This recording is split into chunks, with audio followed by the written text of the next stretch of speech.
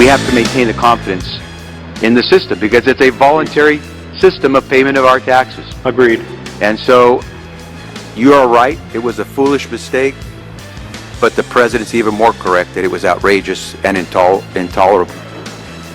Now, let me also focus on something, Mr. George, you said. When you were asked, was there any finding or evidence of political motivation here? You said no. That's correct, sir. Okay. And so what we find is a situation where inexcusable activity took place because it erodes the confidence of the American people in a system where they participate voluntarily. And if there's a place in public service where you have to have the highest level of conduct and standards, it's at the IRS. Friends, family, countrymen, lend me your ears. This is Tim with another episode of America the Battlefield. In today's episode, we're going to be talking about the Internal Revenue Service, since tomorrow is tax day. It even populated as a holiday on my phone's calendar, as if we're supposed to be celebrating it or something. We'll be talking about the Internal Revenue Service, its income tax, and the legally defined differences between the terms wages and income. What are they? Have you ever looked it up? We're also going to be going into the history of the 16th Amendment. Was it officially ratified by a majority of the states? Was it? Do you know? Or do you just willingly file and pay your income tax because you think it's just what we're supposed to do, or a law? Is there a single law forcing us to pay income tax? Is there? What does the Supreme Court say about it? We're also going to be going into quotations and official statements made by IRS officials. What do they have to say about it? Does it require voluntary compliance, or is it the law? Let's find out. Before we go any further, this is where you can find us on Rumble. We're just getting started. We have a few followers. Some of our videos are gaining a little bit of traction. We're on YouTube. I don't promote YouTube as much because they censored one of my videos on the Protocols of Zion, which they finally reinstated after I challenged their decision. So I don't really promote YouTube that much. I mostly promote Rumble. You can also find us on X. I don't have a lot of posts there yet, but it's a great free speech platform I'm discovering. So I'm using it a little bit more than usual. You can find us at our blog, americathebattlefield.blogspot.com, and I'm posting all my content there. This is a video that I uploaded 27 days ago. Income tax, voluntary compliance, U.S. debt clock eliminates income tax and corporate tax revenue. I'll post a link to this. You can watch it or recap if you want. As we dive into tax season, I go into the Bureau of Internal Revenue Service Authority's statements outlining how paying income tax requires voluntary compliance, and how the U.S. debt clock has not only added a Doge counter of taxpayer savings from waste, fraud, and abuse discovered by the Trump administration's Department of Government Efficiency, but also how it has eliminated its counters tabulating income tax and corporate tax revenue. They are gone. We're also going to go in some of these statements made by Donald Trump and some of his staff regarding the Internal Revenue Service becoming the External Revenue Service and what that means. I'll play a few of these videos a little later. Donald Trump announces the formation of the External Revenue Service to collect our tariffs, duties, and all revenue that come from foreign sources. I'll go into a little more of that later. Let's go back to this. I want to read a little bit more of this. The Department of Government Efficiency terminated 12 leases in Tennessee, including costly IRS office in Franklin. Top IRS lawyer who blocked Doge is demoted. Accountants say clients are able to file their taxes without thousands of IRS bureaucrats. Here we get into the voluntary compliance statements. As we enter into the season of voluntarily filing and paying your federal income tax, remember this and never forget it. In its 1984 mission statement, the declared purpose of the Internal Revenue Service was, quote, to collect the proper amount of tax revenue at the least cost to the public, and in a manner that warrants the highest degree of public confidence in our integrity, efficiency, and fairness. To achieve that purpose, we will encourage and achieve the highest possible degree of voluntary compliance in accordance with the tax law and regulations, advise the public of their rights and responsibilities, determine the extent of compliance and the causes of non-compliance, do all things needed for the proper administration and enforcement of the tax laws, and continually search for and implement new, more efficient and effective ways of accomplishing our mission. The mission of these services to encourage and achieve the highest possible degree of voluntary compliance with the tax laws and regulations. From the United States Department of the Treasury, Internal Revenue Code, March 29th, 1974. Here's another statement from the Federal Tax Regulations, Section 601.601. The purpose of publishing revenue rulings and revenue procedures in the Internal Revenue Bulletin is to promote correct and uniform application of the tax laws by Internal Revenue Service employees and to assist taxpayers in attaining maximum voluntary compliance. Taxpayers in the United States assess their tax liabilities against themselves and pay them voluntarily. The system of assessment and payment is based on the principle of voluntary compliance from the Internal Revenue Manual, Section 2123, 1996. I'm doing this again to set up for an article I wrote on my blog that we're gonna go over. I think this is a good recap, though, so bear with me. The primary mission of the taxpayer service is to promote voluntary compliance through education and assistance to taxpayers. Yeah, they go on and on and on and on. I had to dig all these up. Returns are voluntarily submitted by taxpayers. Of course, the government can collect the tax from a district court suit by exercising its power of distraint if he does not split his actions, but we cannot believe that compelling resort to his extraordinary measure is either wise or in accord with congressional intent. Our system of taxation is based upon voluntary assessment and payment, not upon distraint. What is distraint? Let's find out. Distraint. Seizure, the act of distraining or making a distress. To distrain. To take as a pledge of property of another and keep the same until he performs his obligation or until the property is reprieved by the sheriff. So it's seizing property by force. Voluntary means free, without compulsion or solicitation, without consideration, without valuable consideration or gratuitous. Compliance. A confirmation that a manufacturer can do what they say they can according to the rules and standards required by a contract. Voluntary compliance is defined as assuming that taxpayers will comply with all tax laws.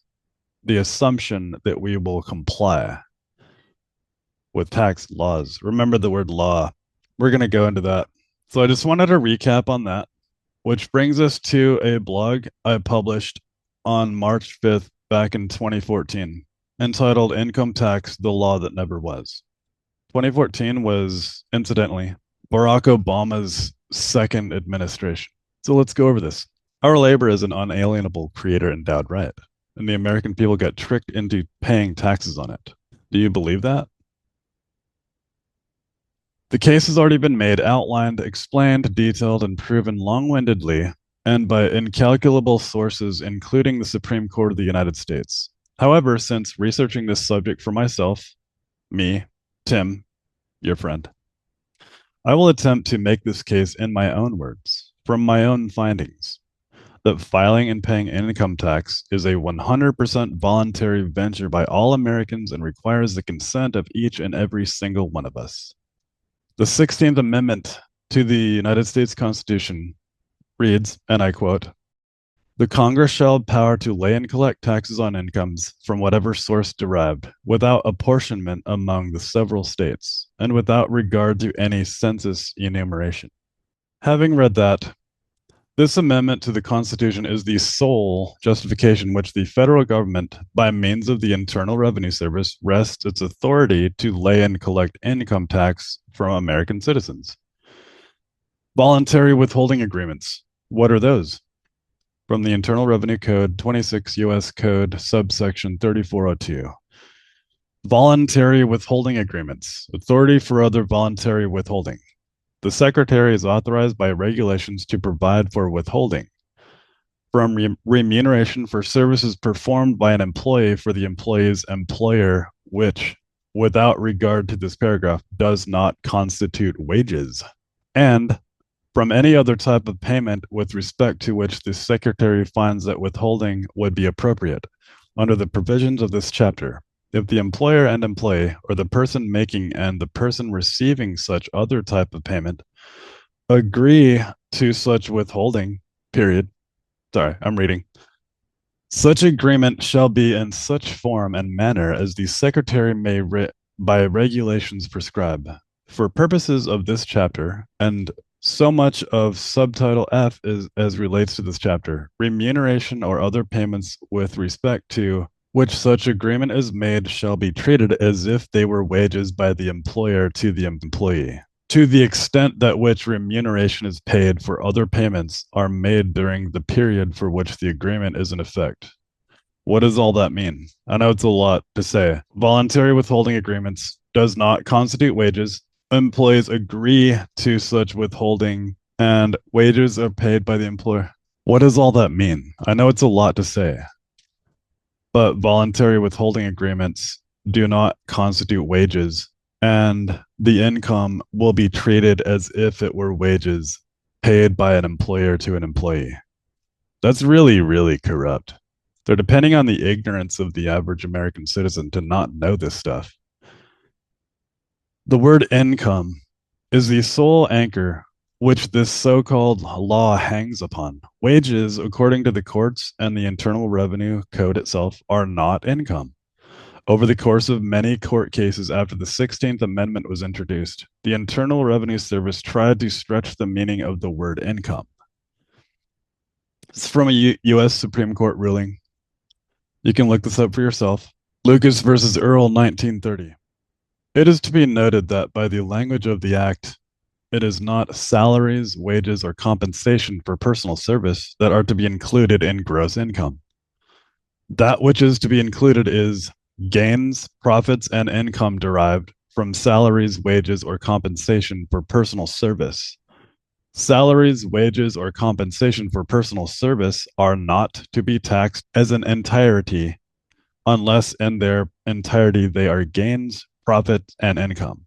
Kenneth W. Royce, author of Goodbye April 15th, Javelin Press, January 1st, 1999, which details how the IRS has tricked millions of Americans into paying income tax jurisdiction, wrote, and I quote, according to the Income Tax Acts of 1862, 1864, 1865, 1866, 67, 70, 94, 1913, 1918, 1921, 1924, and 1932, income was only referred to as profit or gain. The legal definition of profit or gain is derived from certain sources and certain privileged activities the federal government granted a license to do. Income tax was only ever paid on working privileges by federal government employees residing within the 10 square mile area of the District of Columbia. In short, the legal definition of income is an accounting profit or gain. The Supreme Court in dozens of documented cases have declared that we have a right to work, that reasonable compensation for labor and services rendered is not profit or gain. So, why are we paying taxes on our wages? Because we got tricked into it. The federal government and IRS were held at bay by the American people and the courts for 3 years after the introduction of the 16th Amendment in 1913. Incidentally, that was the same year that the Federal Reserve came into being, passed on Christmas Eve, 1913, when a majority of the House and Senate were at home on Christmas vacation. Sidebar. Until the outbreak of World War I in 1916. It was then that the income tax was said to be a patriotic victory tax, a wartime measure that was heavily propagandized as the duty of all Americans to pay their fair share. Walt Disney Studios contributed greatly to this wartime propaganda, depicting Donald Duck encouraging everyone to go and file the consenting paperwork. There were a number of similar Disney propaganda cartoons approved and funded by the United States Department of the Treasury throughout the two First World Wars. Although the income tax fraud started in 1913, it got some traction in World War I, then really gained steam during World War II via the power of the federal government and the wartime patriotic fervor used as a ruse against the American people. And the tactic has continued unabated ever since. Let's watch one of those Walt Disney propaganda cartoons that was aimed at the American people. Incidentally, the video that I had linked to in my blog on this topic was removed by YouTube. They hit it with a copyright strike. But I found another older version. It's not the greatest quality, but let's watch it together. Pay close attention to the symbology and how they demonize the nation of Germany and how they prey on the fears of the American public and their patriotic fervor and their gullibility at that time. Check this out.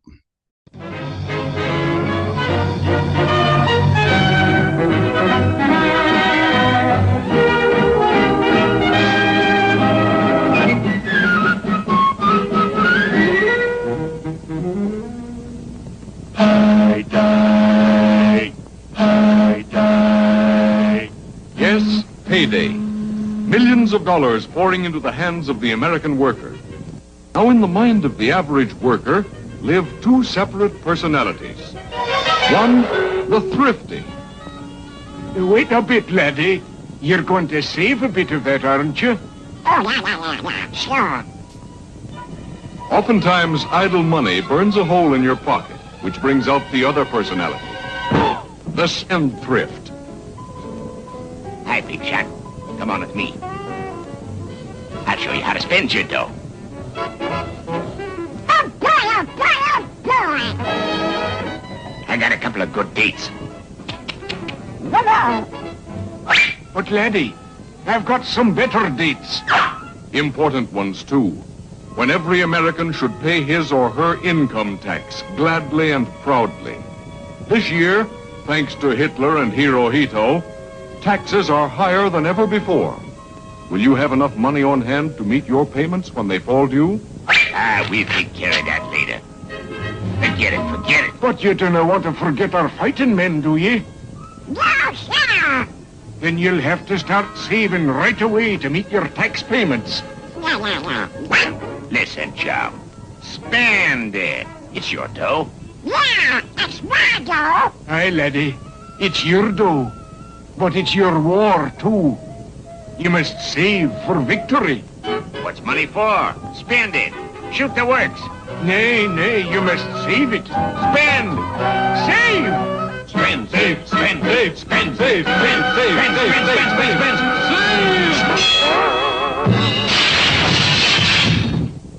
Notice all the subliminal swastikas. Well, now what are you going to do? Spend for the Axis? Or save for taxes? Just remember, every dollar you spend for something you don't need is a dollar spent to help the Axis.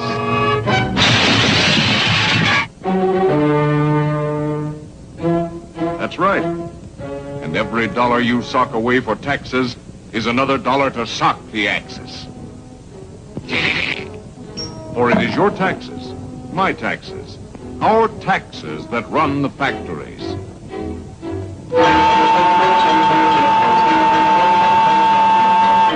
American factories, working day and night.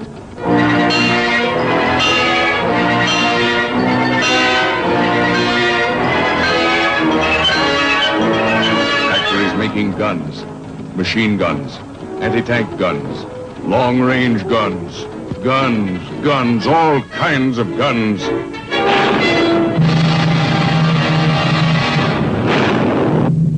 To blast the aggressors from the seas.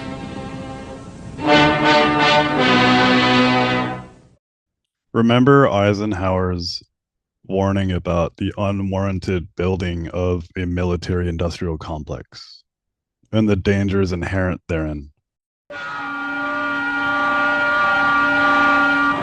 Taxes for American factories, working full blast, making planes.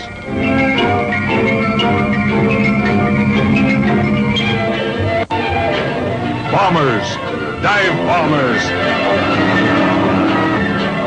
flying fortresses, interceptors, stalk the birds of prey that fly by night.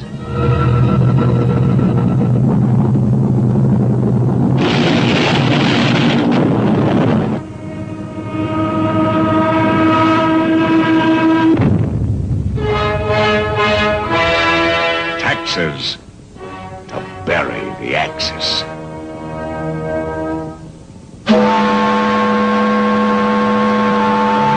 Taxes. Taxes for ships, battleships, battle cruisers, destroyers, all kinds of battle wagons.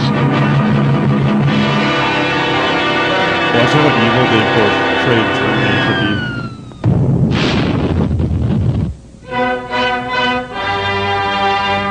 Taxes to sink the Axis. Taxes to keep them flying. Taxes to keep them rolling. Taxes to keep them coming. Taxes to beat to earth the evil destroyer of freedom and peace.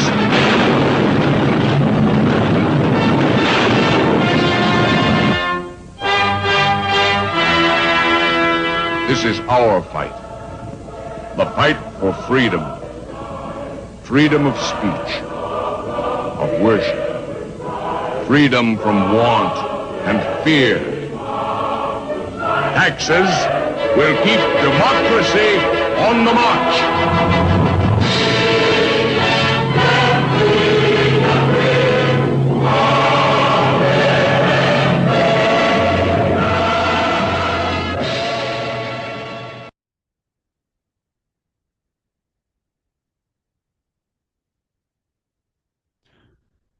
Did you notice how they portrayed the nation of Germany to be so evil and wicked after Germany was attempted to be destroyed by the international banking cabal in World War One and then in World War Two?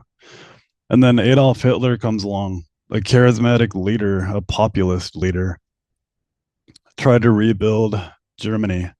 He brought them from the brink of depression and incredible market manipulations and inflation of the Weimar Reichmark during Weimar Germany. And he built up their industry, built an army to defend them against these international Zionist bankers, kicked all the Zionist bankers out of Germany, and Germany proceeded to flourish for, I think, 3 to 4 years of unbelievable prosperity. All the videos of him, when the people celebrating him and praising him and thanking him for bringing them back, the international bankers also took Berlin, the center of German art, music, and culture, and made it into a den of depravity with a bunch of brothels and like dirty movie parlors, bars where everyone is drinking and getting drunk and like taking drugs, and prostitution was rampant. And he brought Berlin back as a shining city on a hill in Germany and restored it to its once greatness. It's probably going to piss off some people. I really don't care. We're so far beyond that now. When we look at history for what it really is, and we don't believe all the propaganda of the liars. And then Walt Disney was in bed with the Operation Mockingbird media propagandizing the public. And we didn't know about that until the 1960s in the Church Committee, when they were exposed, the CIA's involvement and planting communist propagandists within the American and European media so that they would toe the line. And we saw how they manipulated the American public with these cartoons and through the use of other propaganda, saying that if you don't pay your victory tax, it's not patriotic. You're not supporting the war effort against the big, bad, evil Germans. So after covering that, I'd like to move on a little bit. I said we are going to go into the meanings of the words income and wages. The United States Supreme Court of Appeals decision, United States versus Ballard, 1976, wrote, the general term income is not defined in the Internal Revenue Code. That major oversight is no accident. For if the term income was clearly and legally defined, the fraud would be exposed. How so? The IRS and the moneyed bureaucracy, who Abraham Lincoln referred to as the money power in numerous speeches, would love to expand the meaning of the term, but they cannot. The courts have already legally defined it, setting down its meaning in multiple cases, including the following. U.S. Supreme Court ruling Eisner versus Macomber, 1920. Income is the gain come to fruition from capital, from labor, or from both combined. This is sound doctrine in both law and in economics. It becomes essential to distinguish between what is and what is not income. Continuing from Eisner versus Macomber, quote, Congress, by any definition it may adopt, cannot conclude the matter, since it cannot by legislation alter the Constitution from which it derives its power to legislate, and with whose limitations alone that power can be lawfully exercised. This 16th Amendment shall not be extended by loose construction so as to repeal or modify, except as applied to income, those provisions of the Constitution that require an apportionment according to population for direct taxes upon property, real and personal. This limitation still has an appropriate and important function and is not to be overridden by Congress or disregarded by the courts. This declaration said four very important things. Income denotes profit or gain derived from a legally taxable federal source. Number two, the Congress cannot change or enlarge that legal definition. Number three, the Congress cannot loosely construe the 16th Amendment to circumvent the binding apportionment rule required for direct taxes on private property. Number four, the constitutional apportionment rule was not repealed, is still in effect, important, and appropriate. Moving on. Bear with me because I think this is really important and a lot of people need to know this. Some Americans still don't know this stuff, and it simply amazes me. So let's all get on board. Let's deal in reality. Direct tax. It should be noted that the only thing the Constitution addresses 3 times is that direct taxes must be apportioned. In Article 1, Section 2, Clause 3, Article 1, Section 9, Clause 4, and Amendment 14, Section 2. Similarly, the only thing the Constitution mentioned twice was that trials of a criminal nature must be heard by a jury. Much like the Bible, when a subject is addressed not once, not twice, but 3 times, it is repeated for a reason to draw greater attention to it and to emphasize its importance. Moving on. Direct taxes being required to be legally apportioned was obviously of great importance to the framers of the supreme law of the land. After all, as enunciated in the Declaration of Independence, the hardship of imposing taxation by a foreign king, King George III, without representation and without the consent of the governed, was among the more significant reasons the American colonists revolted against the crown, including a liberation from extreme religious and political persecution. Maybe that is why the U.S. Constitution, the supreme law of the land, is not required reading for law students in America. And maybe this is why the bar, i.e. the bar exam, bar being the acronym for British Accredited Registry, an enterprise based in the socialist nation from which we declared our independence. What is apportionment? Let's dive into that. A direct tax specifically means that the tax comes directly from the individual. There is no middleman or organization that the individual pays the taxes through. That is why the 16th Amendment attempted to classify thenceforth the income tax as an indirect tax, so to avoid the constitutional requirement that a direct tax must be apportioned. Unlike what the American people have been tricked into believing, the 16th Amendment did not grant Congress any new powers beyond their constitutional mandate. It was merely a hollow addendum to the Constitution, which said nothing new and granted no new powers of taxation to the government. But alas, it was an amendment that led the American people to believe that it was something new and granted new powers. However, it didn't. The court said so in Eisner versus Macomber. Justice Mahlon Pitney, presiding over the Eisner case, was so exacerbated at the federal government's relentless barrage on the definition of income during the proceedings that he amplified and emphasized its legal meaning to an unheard of degree in Supreme Court cases.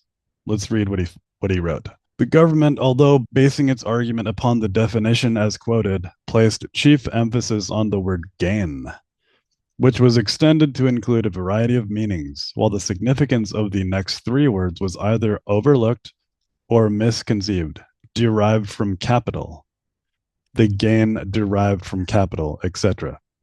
Here we have the essential matter, not a gain accruing to capital, not a growth or increment of value in the investment, but a gain, a profit, something of exchangeable value proceeding from the property, severed from the capital, however invested or employed, and coming in, being derived, that is, received or drawn by the recipient, the taxpayer, for his separate use, benefit, and disposal.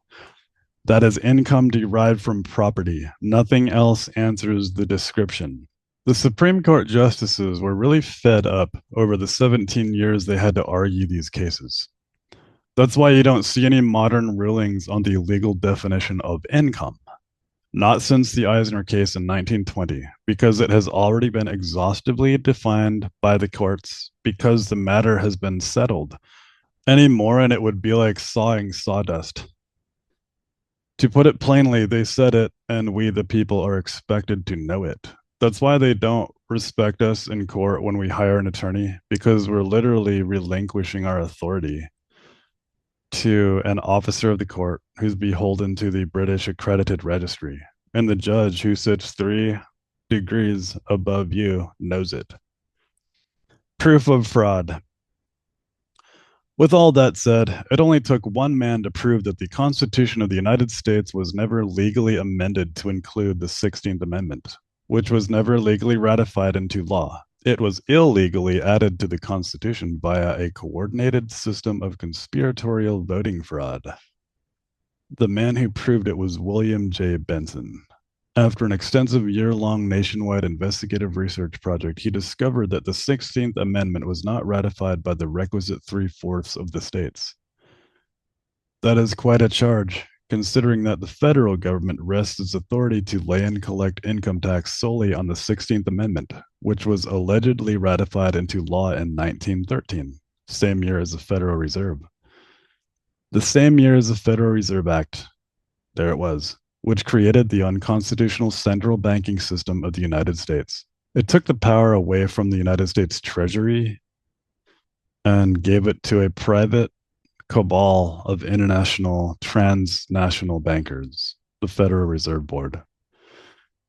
Article 5 defines the ratification process, which requires 3/4 of the states to ratify any amendment proposed by Congress. Let's read it.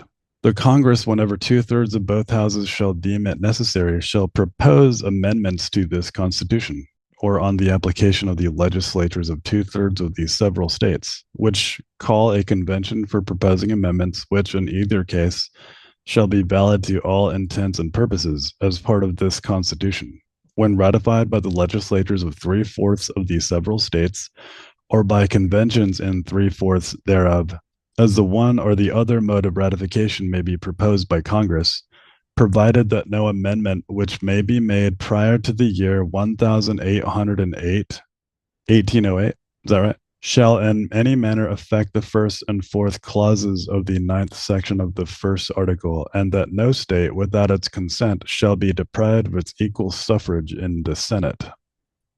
That was a mouthful. There were 48 states in the American Union in 1913. Meaning that affirmative action of 36 was necessary for ratification. In February of 1913, Secretary of State Philander C. Knox proclaimed that 38 states had indeed ratified the amendment.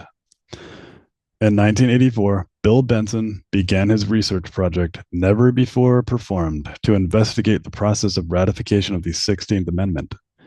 After traveling to the capitals of the New England states and reviewing the journals of the state legislative bodies, he saw that many states had not ratified. He continued his research at the National Archives in Washington, D.C., and found many grievous errors in the ratification process. When his project was finished at the end of 1984, Bill had visited the capital of every state and knew that not a single one had actually ratified the proposal to amend the U.S. Constitution legally. 33 states engaged in the unauthorized activity of altering the language of an amendment proposed by Congress, a power that the states do not possess. A keen eye will have caught the number 33. It keeps popping up over and over and over with these people, especially when they're 33rd degree Freemasons of the Scottish Rite. Moving on. Since 36 states were needed for ratification, the failure of 13 to ratify, that's an important number in the occult also. Friday the 13th, the Knights Templar, and the Roman Church. The failure of 13 to ratify would be fatal to the amendment. This occurs when the major first three defects tabulated in defects in ratification of the 16th Amendment. Even if we were to ignore defects of spelling, capitalization, and punctuation, we would still have only 2 states which successfully ratified. Bill Benson's evidentiary revelation was shocking. It reached deep to the core of our American system of government. If that wasn't troubling enough, on January 10th of 2008, the federal district court judge in Chicago issued a permanent injunction against Bill Benson on the grounds that by offering information demonstrating that the 16th Amendment was not legally ratified, he was promoting an abusive tax shelter. The court then refused to look at the government-certified documentary evidence, deciding instead that the facts necessary to prove his statements true were irrelevant. Amazing. Yeah, this was that case. United States of America plaintiff William J. Benson, individually, and Constitutional Research Associates as defendant. Permanent injunction. On December 17, 2007, the court granted the government's motion for summary judgment in this action for an injunction under sections blah, blah, blah. Yeah. So they went after him and said that his findings were irrelevant, that not a majority of the states ratified lawfully the 16th Amendment, which gave the IRS power to lay and collect taxes on income, which are not wages, by the way. What does America come to when the government, we the people created to protect our rights, can accuse us of lying and then prohibit us from presenting a defense in a court of law? The 6th and 7th Amendments guarantee those unalienable rights. If the government were to actually admit Benson's evidence into a legal court proceeding, it would go on the official record that the 16th Amendment was never legally ratified, is repugnant to the Constitution, and therefore null and void from inception, which we learned from Marbury versus Madison, 1803. And it would prove that for the last 100 years, remember I wrote this back in 2014, the federal government has been illegally collecting hundreds of billions, perhaps trillions of dollars worth of constitutionally protected wages of the American people in order to enrich itself and grow beyond its original intent. Thankfully, the Department of Government Efficiency has been exposing a lot of that corruption lately, and we'll go more into that in detail later. It would mean that we are being robbed, pillaged, and plundered of our private property, a creator-endowed right given to us not by government, but by God, by an illegal government bureaucracy via a fraudulent fabrication of lies and subterfuge. It would mean that the bureaucracy of the elite banking insiders at the highest levels of government, local, state, and federal, have initiated and defended a system of political thievery to steal our prosperity under the color of law. It would mean that the government is in league with revolutionaries, the likes of Karl Marx, Frederick Engels, Vladimir Lenin, Benito Mussolini, Khmer Rouge, and Saul Alinsky, among others. After all, the current communist goals entered into the public consciousness when they were read into the congressional record on Thursday, January 10th, 1963, by the Honorable A.S. Herlong Jr. of DeLand, Florida, in the House of Representatives. Also in the second plank of the Communist Manifesto, is written by Karl Marx in 1848.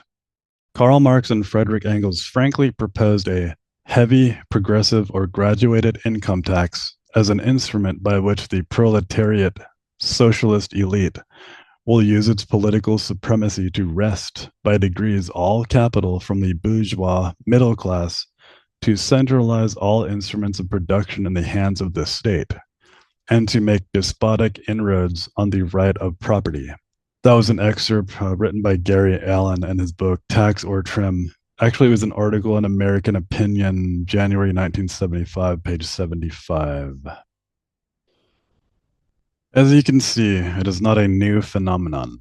The citizens of all communist nations struggle under the burden of heavy, progressive, or graduated taxes and the abolition of private property via socialism, which is always the vehicle for communism.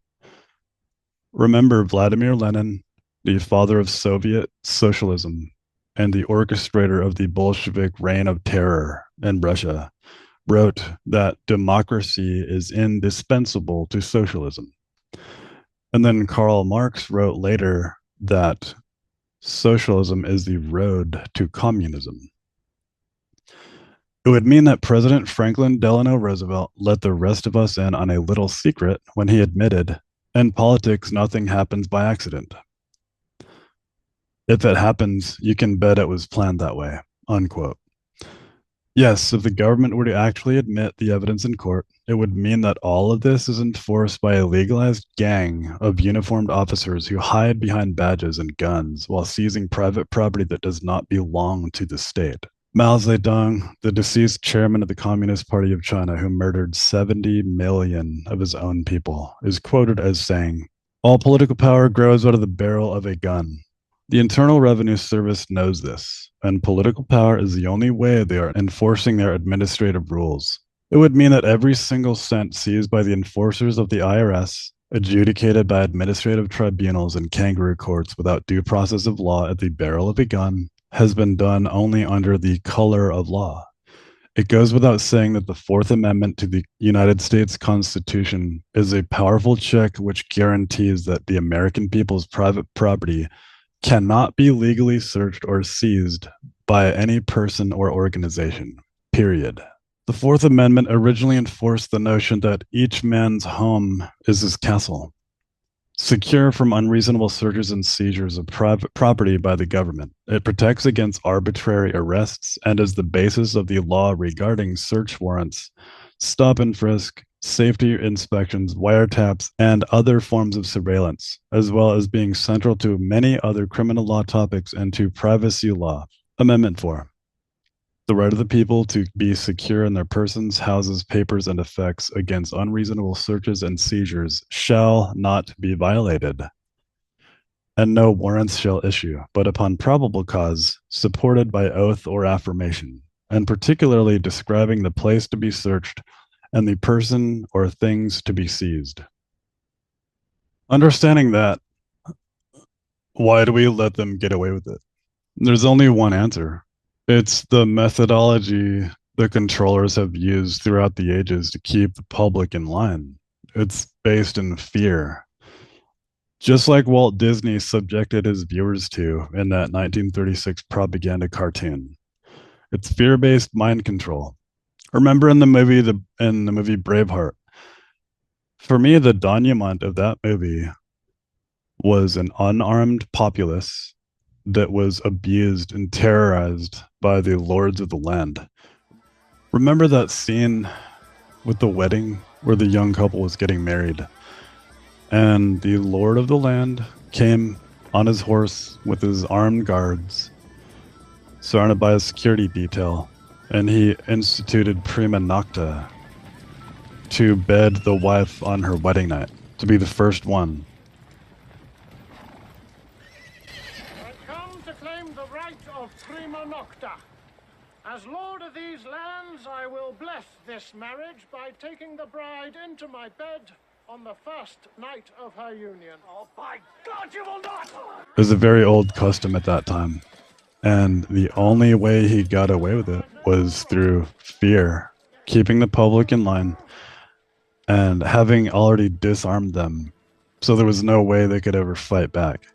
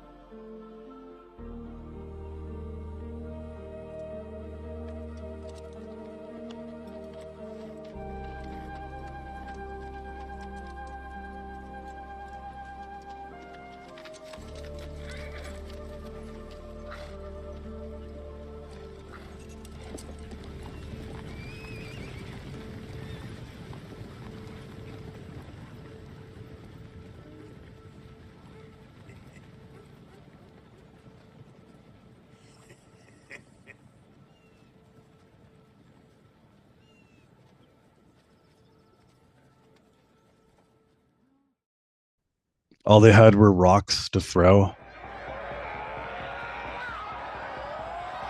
For me, that was one of the most important scenes in that entire movie. Prima nocta.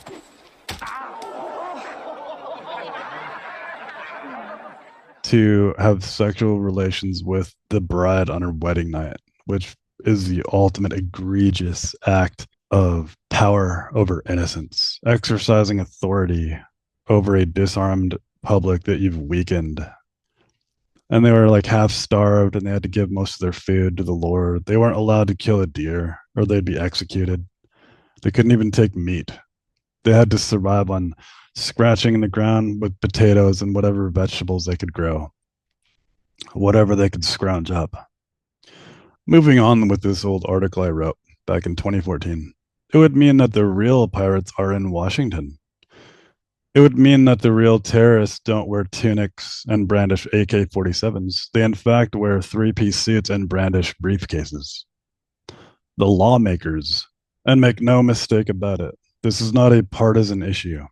They all know in Washington and are all knowingly operating outside of the law, both the left and the right, two wings on the same bird of prey. At the time I wrote this, I was really, really ticked off and fed up and was just angry.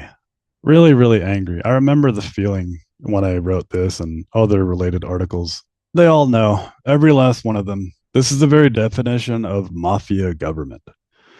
And the bird of prey is scavenging what is left of our prosperity and has altogether picked clean the future prosperity of our children. Let's go into some testimonies from the tax division of the Internal Revenue Service.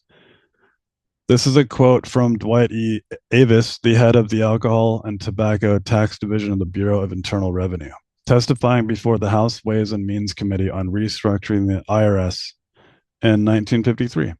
Let me point this out to you now. Your income tax is 100% voluntary tax, and your liquor tax is 100% enforced tax. Now, the situation is as different as night and day. Private foreign trust. Incidentally, the Internal Revenue Service is not an agency of the US government, which a lot of Americans have no idea about. It is an agency of the Department of the Treasury, not to be confused with the United States Treasury. In 1953, the Internal Revenue Service was created by the stroke of a pen when the Secretary of the Treasury changed the name of the Bureau of Internal Revenue. However, no congressional or presidential authorization for making this change has been located. So the source of authority had to originate elsewhere. Research to which IRS officials have acquiesced suggests that the Secretary exercised his authority as trustee of Puerto Rico Trust Number 62 of the Internal Revenue, 31 U.S.C. subsection 1321 trust funds. And the Secretary does, in fact, operate as Secretary of the Treasury, Puerto Rico. Since that time, not one IRS principal has failed to refute the allegation that the IRS is, in fact, an agency of the Department of the Treasury, Puerto Rico. Moving on. The Internal Revenue Service is a private for-profit corporation which was incorporated in the state of Delaware on July 12, 1933. So we've established that it's an offshore trust, in a sense, an offshore bank, and now a for-profit corporation incorporated in the state of Delaware in 1933. There's that number again. Keeps popping up all the time with this stuff. That was the year, sidebar, Franklin Delano Roosevelt, a 33rd degree Freemason of the Scottish Rite, instituted the Great Seal of the United States, which incorporated the all-seeing eye of Horus, the eye of Providence, that the ancient Egyptian used on the obverse and the truncated pyramid, which symbolized the unfinished work of the great geometers, the architects, the masons of the New World Order. And in the back of the Great Seal, you can see a barren wasteland. It was desolate. There was nothing there. Their great work wasn't yet finished. And I'll probably go into detail more on that at some later date. So the Internal Revenue Service is a private for-profit corporation which was incorporated in the state of Delaware on July 12, 1933. Located in the Delaware Security of State Corporate Records, you'll find the following. Internal Revenue Tax and Audit Service, IRS, for-profit General Delaware Corporation, incorporation date 7/12/1933, file number 0325720, owned and operated by the IMF. The Department of the Treasury, which is the parent company of the Internal Revenue Service and the Bureau of Alcohol, Tobacco, Firearms, and Explosives, BATFE, we just call it the ATF, is wholly owned and operated by the International Monetary Fund, which was initiated in 1944 at the Bretton Woods Conference and formally created in 1945 by 29 member nations to engineer the one world economic system and to bring about worldwide socialism, in quotations. I'll show you. An honest reading of the records shows that the IMF, far from being a force for austerity in these countries, has been an engine of socialist waste and a fountain of abundance for the corrupt leaders who rule. G. Edward Griffin wrote that in The Creature from Jekyll Island, a second look at the Federal Reserve, in 1994. I have that book and I've read it, and it's an incredible resource manual. And everyone should take the time to go buy that book and read it and show your friends and family. It's an amazing, eye-opening experience and a historical record of how the unconstitutional Federal Reserve was implemented on a secret island in Georgia. The IMF's stated goal was to assist in the reconstruction of the world's international payment system post-World War II. So it would appear that the Internal Revenue Service was established in America as the collection agency for the International Monetary Fund and for its domestic arm, the Federal Reserve, and its private shareholders. With that said, it should come as no surprise that author and political lecturer G. Edward Griffin determined from his exhaustive research that, and I quote, "The Fed has become an accomplice in support of totalitarian regimes throughout the world. This is one of the reasons it should be abolished. It is an instrument of totalitarianism." Further evidence that the IRS is a private for-profit corporation rests in the fact that they pay for postage and handling, just like any other private entity.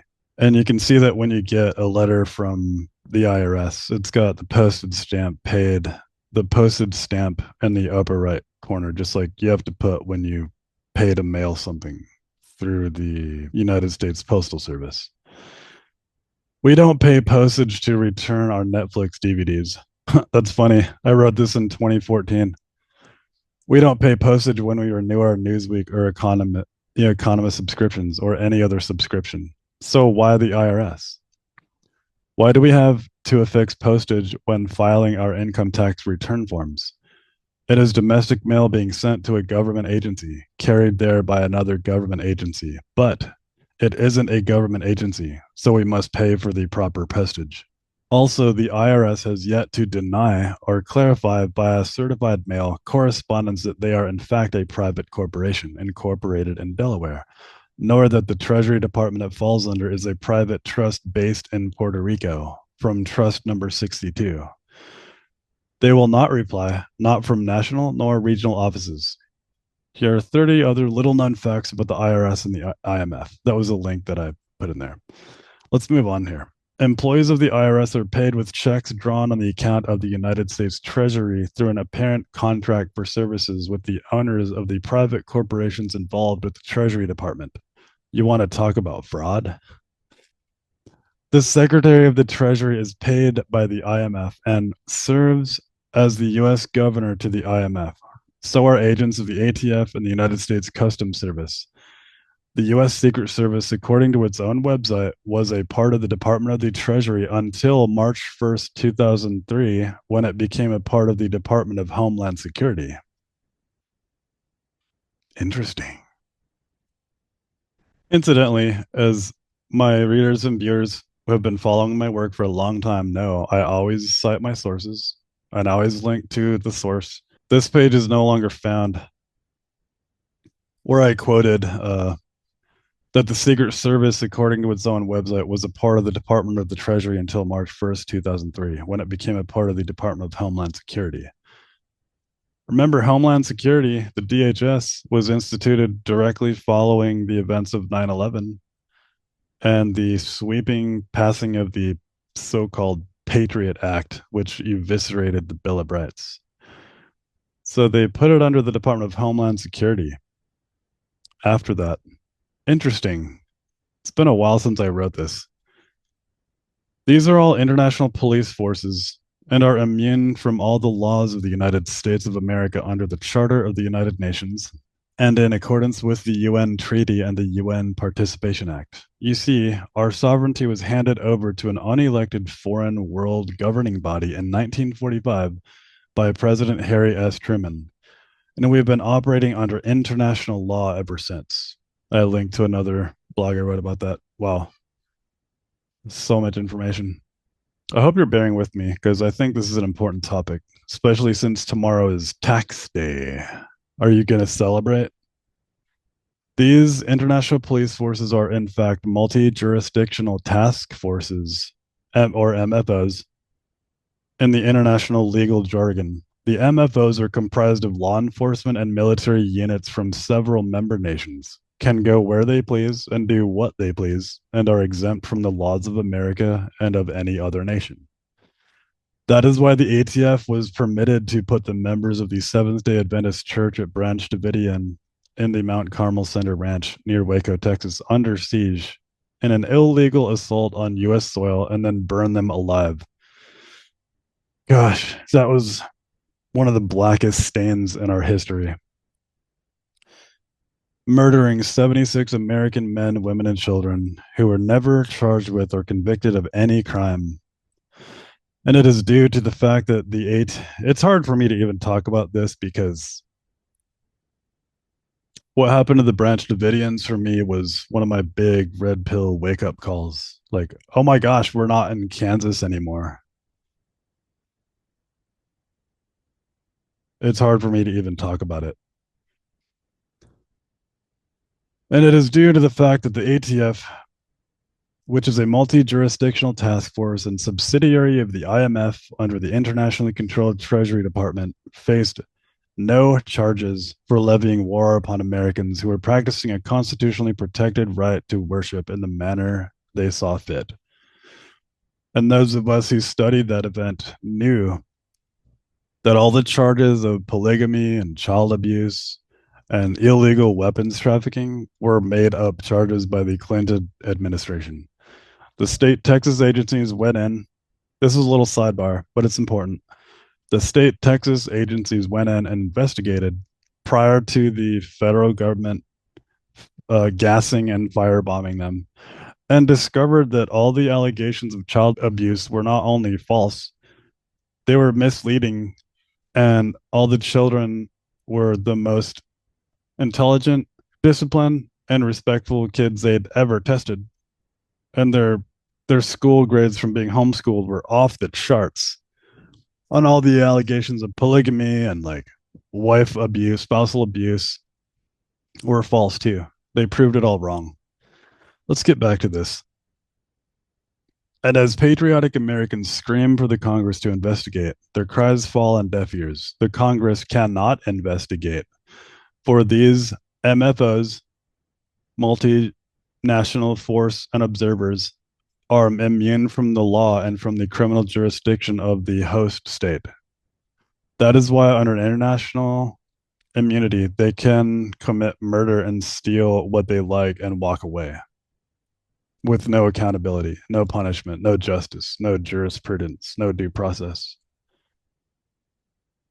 The money American citizens pay in income tax goes only to pay the interest on the national debt we supposedly owe to the IMF, International Monetary Fund. It does not go to pay the principal. Can you imagine the debt you would be swimming in if you only paid the principal on your credit card bills? That is why each US president adds more to the national debt than all previous presidential administrations combined. That is why our national debt keeps soaring and is mathematically impossible to ever pay off. Look how low this was back in 2014.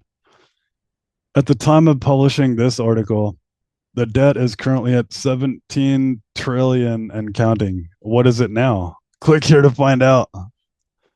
Look at this discrepancy. It's now 36 trillion. Unbelievable. Oh, there's that Doge clock ticking away, uncovering waste, fraud, and abuse. Unreal. 100% voluntary. Paying income tax and indirect excise tax is, according to the Constitution, U.S. Code, and Supreme Court, 100% voluntary and enforced only by our consent under the color of law. We've established that in their own words. It should be noted that up until 1913, Americans kept 100% of their earnings. Despite this, America still had schools, colleges, roads, railroads, streets, subways, and other municipal infrastructure and public works. We had the Army, the Navy, the Marine Corps, and the Air Force, who managed to win 8 wars and won the War of 1812 to a draw. All of these managed to be funded perfectly well via the legal constitutional taxes and tariffs on imports, I might add, without collecting any income tax whatsoever. The law is on our side. There probably isn't one American in 1,000 who knows that the Internal Revenue Code was effectively nullified by the United States Code in Section 7801B. Read it for yourself. And at 26 U.S. Code, United States Code 2011 edition, Title 26. That's a lot to say. In this section, Public Law 97-258, which was implemented, quote, to revise, codify, and enact without substantive change certain general and permanent laws related to money and finance in the United States Code, was repealed. With that understood, the Internal Revenue Code is therefore null and void, imposes no legal action, and there exists no law which enforces its provisions, nor is there any law which requires anyone to pay taxes on their income. We've established all of that.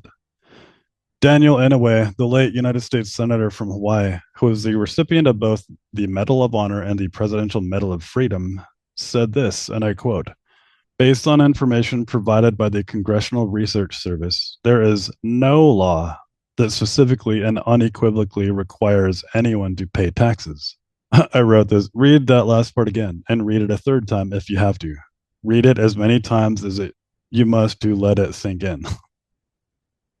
Unconstitutional Official Acts.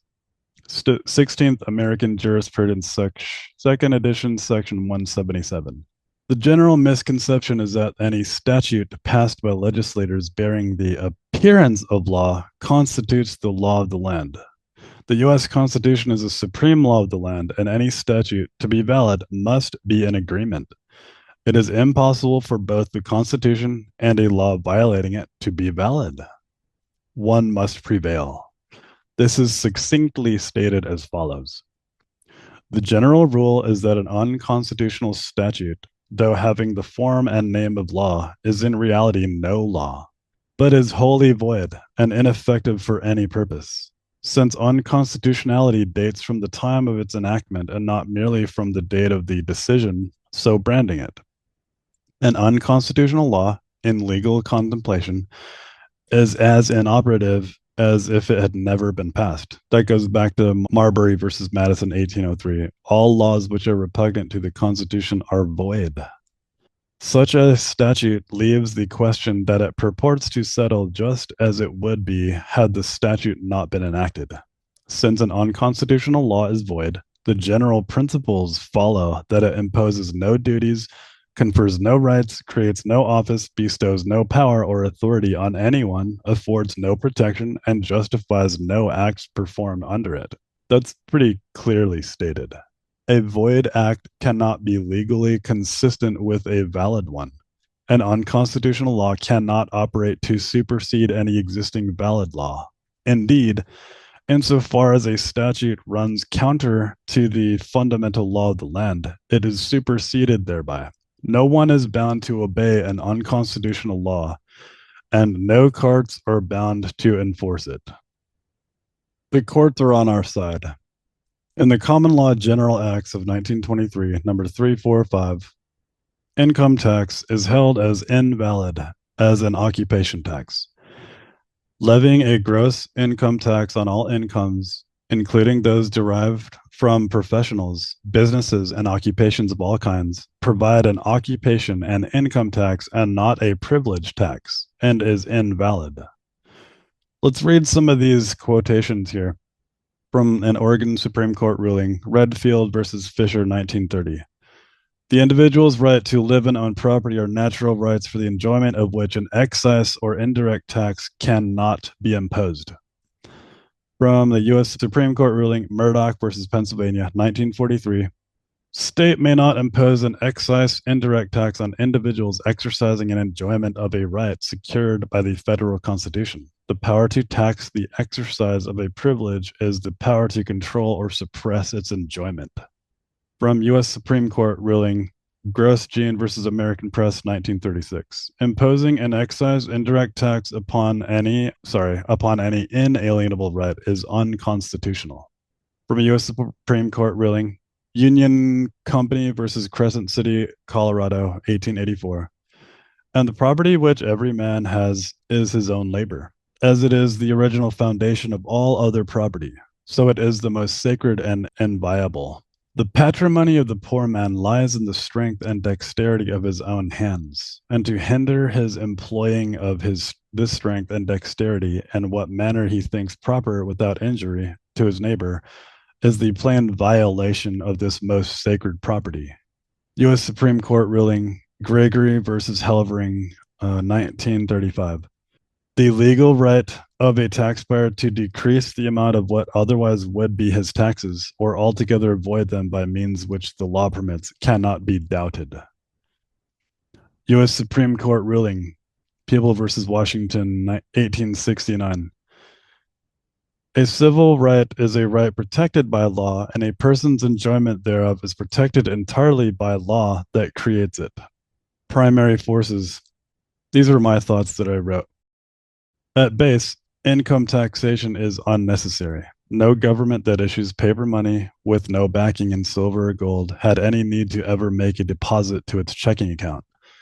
Government checking accounts can be overdrawn by trillions of dollars, as we saw in the USDebtClock.org. It's up to 36 trillion now, an insurmountable number. Can be overdrawn by trillions of dollars or infinite dollar amounts with no need to ever bring the checking account into balance. Whenever government produces money out of thin air and spends it, it reduces the value of all other money in circulation. And they call that inflation, the devaluation of the purchasing power of the dollar. Whereas whenever private citizens produce goods and sell them, we increase the value of all money in circulation. These are the primary forces at work in any economy. Our present system has allowed international criminals, who we call banksters, to take by fraud a percentage out of every dollar that exchanges hands. Their justification is called the national debt, and their continuing promise for future prosperity is called the federal deficit. Their wealth goes to them personally, and they wield their power over unsuspecting people who obey them like sheep, going to slaughter as they obediently fill out their Form 1040s before each April 15th. Render unto Caesar what is Caesar's, you say? In Matthew chapter 22, Jesus asked to see the coin used for paying the tax. It was a denarius. Jesus asked whose image and inscription was on the coin.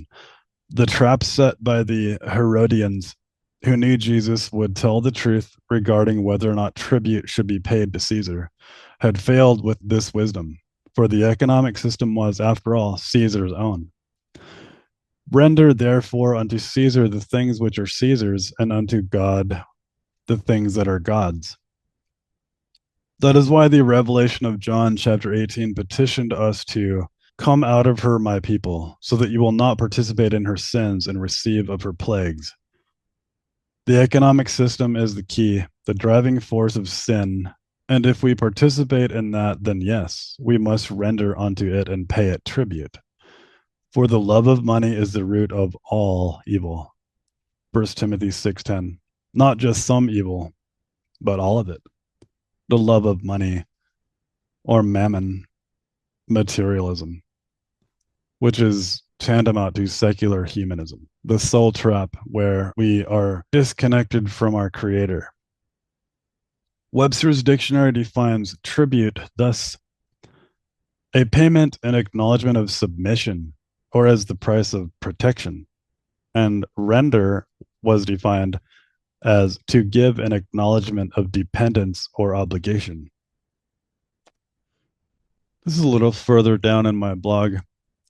The income tax law that never was proves without question that the 16th Amendment to the United States Constitution has never been ratified, and that the IRS operates outside of law without constitutional basis. If my research is wrong, somebody from the United States Treasury needs to publicly state that there is no privately owned Treasury Department. If my research is wrong, somebody needs to publicly state that there is no ownership and or control over the IRS exerted by the Federal Reserve Bank, which is not federal and has no reserves and is not a bank by definition. If my research is wrong, somebody needs to explain why every check you write to the IRS is endorsed, paid to Federal Reserve Bank for payment of debt obligations of the United States government. If you don't believe me, go back in your tax records and look for yourself, rather than being endorsed by the United States Treasury. Finally, if my research is wrong, economists need to come out publicly and deny what former White House Chief of Staff Howard Baker and others have stated, that no government today is limited in the number or amount of checks it can write, except by its knowledge that for a government to write a check will diminish the value of all units of currency in circulation. If my research is wrong, a court of law needs to examine the evidence in the documents published in the court of the law that never was, and that court needs to determine judicially that this engineered truth is a lie, and that the greatest theft in the history of the world has been perpetrated on the American people. And every guilty party involved in this fraudulent theft of the prosperity of our nation needs to be arrested under due process of law in accordance with the 4th, 5th, and 14th Articles and Amendments of the United States Constitution. Needs to be tried and convicted of all appropriate charges by a jury of their peers, a cleansing of the temple of the money changers. Remember, that was the thing that infuriated Jesus Christ the most, that actually incited him into rage and anger. The money changers had made the temple into a den of thieves, his term for them. The synagogue of Satan, he called them also. And they were forcing people to buy things they needed to do sacrifice rituals within the temple. Pigeons, doves, lambs, things like that. And they were price gouging them. And they had no other alternative. That was the only place they could get them. And so he flipped the tables over, scattering the money, scattering the people and the animals, and the retail bazaar that they had set up to fleece the public based on their religious laws at the time. A cleansing of the temple of the money changers. However, they won't work. The den of thieves remains, and the money changers love their high seats in the temple of our civilization. Let's go on a little further. Untaxing. In December of 1994, the Pilot Connection, an organization founded by Philip Marsh, which taught Americans how to legally untax themselves, was acquitted on all 43 felony charges of tax evasion and conspiracy to defraud the United States. That is interesting, considering that, as we have verified, the IRS is not an agency of the United States government. The relentless IRS enforcers got their second wind, however, and the Pilot Connection was convicted 2 years later on trumped-up charges by a carefully appointed judge. Another taxpayer, Tom Cryer, challenged the constitutional basis for the income tax and won in court, defeating the Internal Revenue Service in a landmark case. Cryer was acquitted on all charges of failing to pay $73,000 to the government.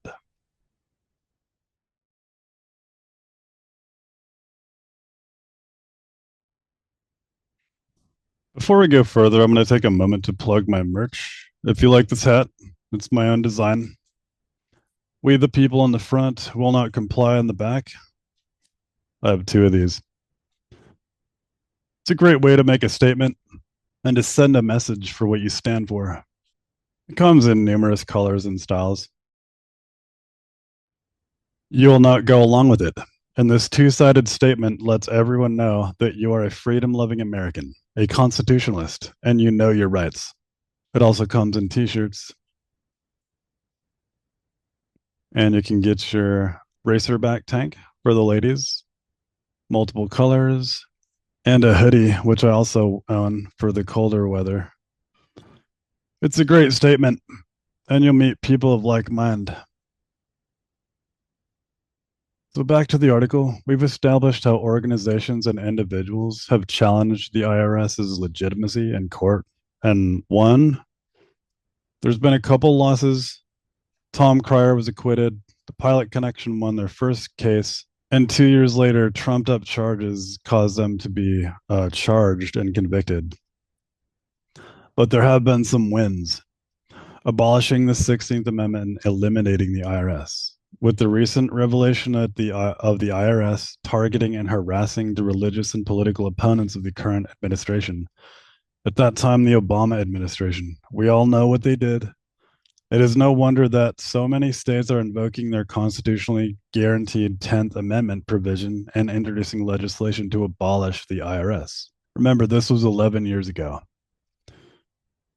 To promote freedom, fairness, and economic opportunity by repealing the income tax and other taxes, abolishing the Internal Revenue Service, and enacting a national sales tax to be administered primarily by the states. That was introduced by the Republican Senator of Georgia, Saxby Chambliss, in 2013. Also, Oklahoma Republican Representative Jim Bridenstine wanted to repeal the 16th Amendment, having filed a bill to repeal it, saying, "The Fourth Amendment to the U.S. Constitution guarantees the right of people to be secure in their persons, houses, papers, and effects against unreasonable searches and seizures. The 16th Amendment effectively negates the Fourth Amendment. The 16th Amendment should be repealed and the IRS should be eliminated." Representatives Ron DeSantis of Florida, now the governor, and Thomas Massie of Kentucky, along with Bridenstine, introduced House Joint Resolution 104, which stated, "An amendment to the Constitution of the United States to repeal the 16th Article of Amendment." So we can see that what the Trump administration is doing is not new. This has been going on for a long time, all the way back to at least Obama's second term. Senators Rand Paul and Ted Cruz have also begun to lead the charge for abolishing the IRS, as has the American Center for Law and Justice, the ACLJ. And this is just the beginning. And so it was. Tax avoidance. Corporate tax avoidance and offshore asset sheltering is at an all-time high. Countless corporations, especially Silicon Valley tech companies, have been caught in recent years hiding assets to avoid paying taxes. A lot of congressmen have been caught sending their money from insider trading to offshore banks, as a side note, to shelter it from taxation.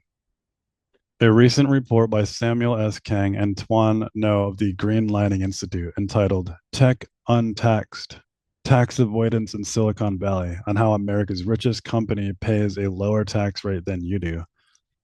They examined the Securities and Exchange Commission filings of the 30 top tech firms listed in the Fortune 500. Their findings were that most of these tech giants, many based in Silicon Valley, are making extensive use of offshore tax havens to avoid paying taxes on their immense profits. Conservative estimates have shown that even by the year 1994, over 60 million Americans had legally and lawfully untaxed themselves. That was a huge number at that time. Imagine how many have done so since then, especially considering the current administration's crusade, the Obama administration's crusade of plunder against law-abiding conservative Christian and Tea Party patriot organizations. Remember, he said his political opposition were those who cling to their guns and Bibles. Remember, he said that. The numbers are undoubtedly absolutely staggering. It is no wonder this revealing truth of the snowballing has been suppressed by the executive branch and its Justice Department gatekeepers.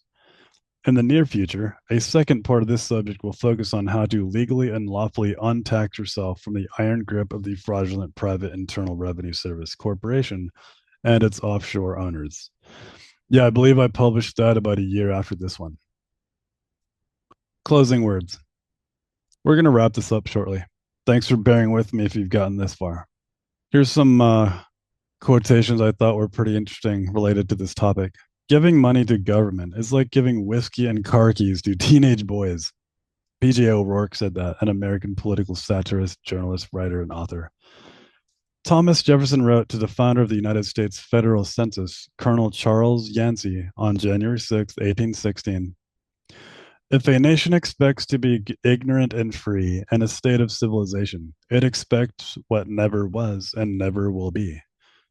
Jefferson also wrote in his resolutions relative to the Alien Sedition Acts of 1798, in questions of power then, let no more be heard of confidence in man, but bind him down for mischief by the chains of the Constitution. This is a quote by John Rowland, candidate for nomination by the Texas Libertarian Party. My buddy Vince will be interested in that. The U.S. Senate from Texas to replace Senator John Cornyn in the general election, November 4th, 2014. John Rowland said this: strictly speaking, an unconstitutional statute is not a law and should not be called a law, even if it is sustained by a court. For a finding that a statute or other official act is constitutional does not make it so, or confer any authority to anyone to enforce it. Any unconstitutional act of an official will at least be a violation of the oath of that official to execute the duties of his office, and therefore grounds for his removal from office. Interesting. Edward R. Murrow wrote this: a nation of sheep will beget a government of wolves. In the words of those who erected this system of plunder by force. This is from Silent Weapons for Quiet Wars, which I've cited before. A nation or world or people who will not use their intelligence are no better than animals who do not have intelligence. Such a people are mere beasts of burden and stakes on the table by choice and consent. That document was found in a copier purchased at a rummage sale in 1983, and it's the only known original copy, the only way we ever knew it existed. Thankfully, it was like not a stroke of luck, but I think an act of God. So what will you do with this information? Will you shy away from conflict? Or will you be an American? Either you are on the side of liberty or you are on the side of despotism. There will be no middle ground in this fight, and make no mistake about it. We are at war. We have been for a long time. Join the animating contest of freedom. If not for yourself, then for your children. I was a little passionate about this subject back then. And I still am, which is why I'm readdressing it the day before tax day. If you do file and pay income tax this year, try this. On your check, write to the IRS, write this: pay to the order of the United States Treasury to be endorsed by no other, and then see what happens. That way, when it comes back to you and is not endorsed that way, instead altered and endorsed to the Foreign Department of the Treasury, you have sufficient evidence and cause of action that a federal crime has been committed. It's basically fraud by definition. Treason. Our founding documents have enumerated what the punishment for this action is. Among other heinous acts of treason and levying war against the American people. In Article 3, Section 3, Clause 1 and 2, the Treason Clause explains it in very easy to understand terms. If you are a true student of history, you already know that the punishment for treason was and is still death, for the law has never been repealed.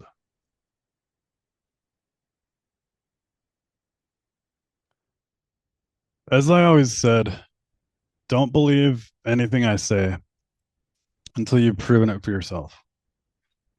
And do your own research. The late, great William Cooper, one of my heroes, taught me some valuable advice I've never forgotten, and it always changed the way I process information. Read everything, listen to everyone, and believe nothing until you can prove it in your own research. He also taught me that to believe one word without validation is to place yourself in the control of the person who uttered that word. In effect, you become his or her puppet. And when they pull the strings, you will dance, as all puppets dance, when the puppeteer pulls the strings. Read Pinocchio again, if you haven't. Geppetto, the puppet master. What that story was about was a dummy who grew up. severed the strings of his puppet master, and learned to think for himself. At this stage, I'd like to bring us up to date with what's been going on in the Trump administration. Trump tweeted this recently. For far too long, we have relied on taxing our great people using the Internal Revenue Service. Through soft and pathetically weak trade agreements, the American economy has delivered growth and prosperity to the world while taxing ourselves. It is time for that to change. I am today announcing that I will create the External Revenue Service to collect our tariffs, duties, and all revenue that come from foreign sources. We will begin charging those that make money off of us with trade, and they will start paying, finally, their fair share. January 20th, 2025 will be the birth date of the External Revenue Service. And I believe this is Commerce Secretary Howard Lutnick, and a video entitled "The IRS and Income Taxes Coming to an End." Let's watch it. At the start of the 20th century, America was the richest country on earth, and we defended our workers from unfair trade policies with tariffs. And we only made money. We had no income tax. All we did is charge other countries and foreign companies, if they wanted to sell to America, you had to pay for entry. Okay, so imagine this. The US government had no income tax. Americans got to keep all their hard-earned money, and foreigners paid the price. So now, what's happened? We have the Internal Revenue Service. That means charge us internally. Now imagine politicians who can't even balance their own checkbook, taking our money, and what do they do every year? Let's just take more, let's just take more, let's just take more. So this is how Donald Trump is going to end it and fix it. Last week, he announced that we're going to return America to greatness by creating, and today is its birth date, the External Revenue Service. So if you're always wondering, is some bureaucrat going to cut your benefits? Not under Donald Trump. Not under Donald Trump. It means foreign companies are going to pay if they want to come and sell products to the wealthiest country on earth. And if they want to compete with American workers, then let's just not tax our American workers. This is also interesting by Doug in Exile. Check this out. The FBI set up a honeypot. That's some kind of a trap against Trump back in 2016. That means Barack Obama was in on it, and they were protecting the candidate, Hillary Clinton, and now we're going to expose them. They're going to be investigated. We've got way more on the deep state from Jim Jordan and Tulsi Gabbard. They're spying on you.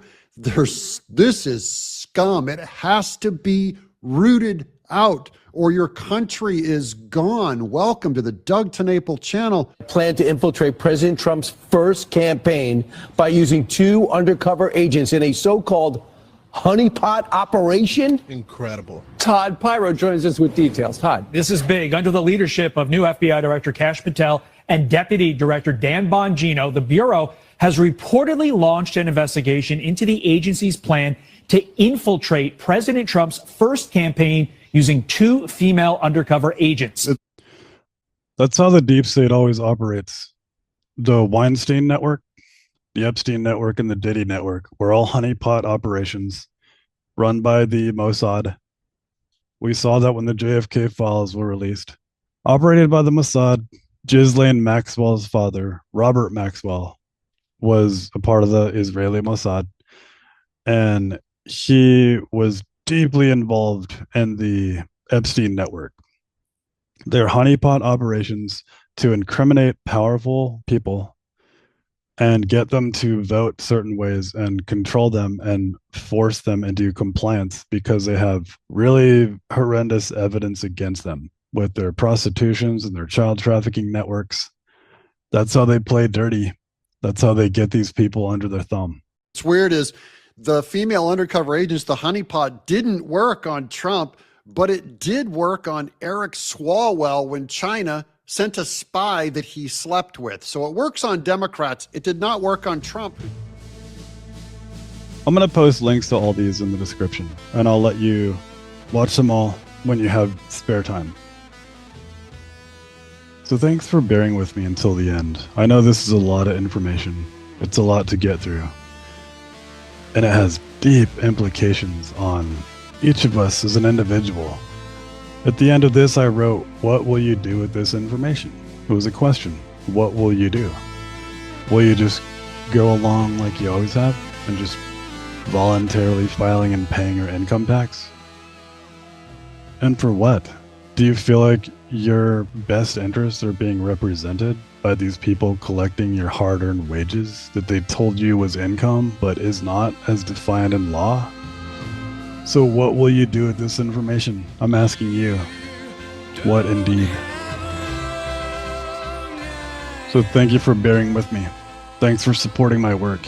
If you do indeed, please visit my Patreon channel, and you can make a small donation. Buy me a coffee. I will enjoy it immensely. If you like this work and my content, please share it. Please like and subscribe to it. Share it with people you know may benefit from it and gain some knowledge. Maybe someone sitting on the fence. Maybe they know, but they need that slight push to push them over the edge to actually take thought to action and do something about it. So yeah, I really appreciate you all, and these aren't easy to do, but it's a labor of love. I do it for you, and it's also entertaining for me, and I get to go back and research things I've already looked at and add more context in the modern discussion. In closing, I'll leave you with the words of Thomas Jefferson once again. If a nation expects to be ignorant and free in a state of civilization, then it expects what never was and never will be. This is Tim with America the Battlefield. Stay tuned for another episode soon. Thanks, friends. Stop being ignorant.